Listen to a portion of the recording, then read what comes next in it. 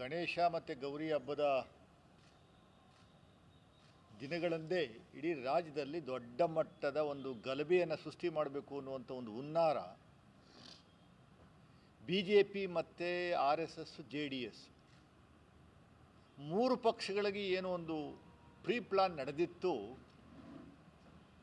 ಅದನ್ನು ಸಂಪೂರ್ಣವಾಗಿ ಫೇಲ್ಯೂರ್ ಮಾಡುವಂಥದ್ದಲ್ಲಿ ಕಾಂಗ್ರೆಸ್ ಪಕ್ಷದ ನೇತೃತ್ವದ ಸರ್ಕಾರ ಕರ್ನಾಟಕದಲ್ಲಿ ಯಶಸ್ಸನ್ನು ಕಂಡಿದೆ. ಅದಕ್ಕೆ ನಾನು ನಮ್ಮ ಮೈಸೂರು ಕಾಂಗ್ರೆಸ್ ಸಮಿತಿ ವತಿಯಿಂದ ಹೋಮ್ ಡಿಪಾರ್ಟ್ಮೆಂಟ್ಗೆ ಮತ್ತು ಗೌರ್ಮೆಂಟ್ ಆಫ್ ಕರ್ನಾಟಕ ಮನೆ ಮುಖ್ಯಮಂತ್ರಿಗಳಿಗೆ ಡೆಪ್ಟಿ ಚೀಫ್ ಮಿನಿಸ್ಟರ್ಗೆ ಧನ್ಯವಾದಗಳನ್ನು ಹೇಳ್ತೀನಿ. ಆದರೂ ಕೂಡ ನಾಗಮಂಗಲದಲ್ಲಿ ಒಂದು ಇನ್ಸಿಡೆಂಟ್ನ ಫ್ಲೇರ್ ಅಪ್ ಮಾಡಿ ಇಡೀ ದೇಶದಲ್ಲಿ ಕಳೆದ 3 ದಿನಗಳಿಂದ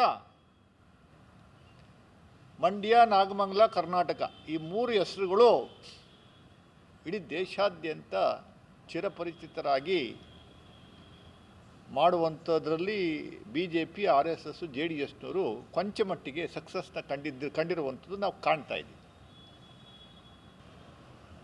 ಇದು ಪೂರ್ವ ನಿಯೋಜಿತ ಕೃತ್ಯ.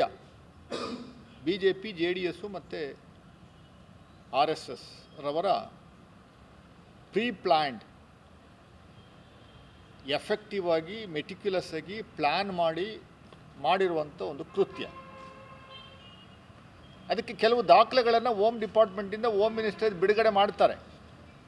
ತನಿಖೆ ಹಂತದಲ್ಲಿರುವುದರಿಂದ ನಾವು ಜಾಸ್ತಿ ಹೇಳುವಂಥದ್ದು ಸೂಕ್ತವಲ್ಲ. ಆದರೆ ಕಾಂಗ್ರೆಸ್ ಪಕ್ಷದ ನೇತೃತ್ವದ ಸರ್ಕಾರ, ಕಾಂಗ್ರೆಸ್ ಪಕ್ಷಕ್ಕೆ ಜವಾಬ್ದಾರಿ ಇದೆ.